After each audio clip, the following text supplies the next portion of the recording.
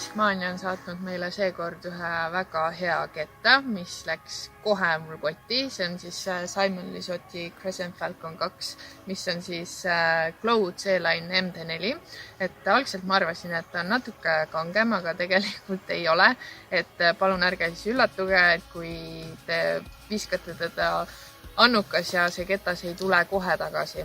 Et ta on kindlasti selline super ketas ja mulle väga meeldib, et tal ei ole piidi all ja ta on näiteks ka eeskäega viskamiseks on väga hea, sest ta on suhteliselt madala äärega ja kindlasti minu selline väiksem naise käsi suudab ka teda nii tagantkäega kui eeskäega paremini kontrollida.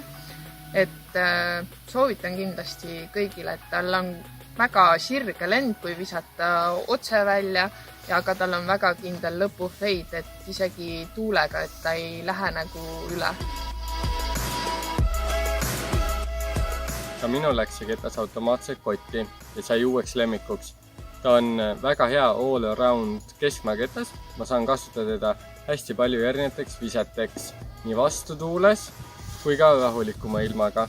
Et enamus visked, mis mulle meeldib, on flat release, kus ta lennu lõpus hakkab hajuma, aga tal on hästi glided fade ehk ta liigub lennu lõpus hästi palju vasakule. On minu lemmik ise seda uue kettaga.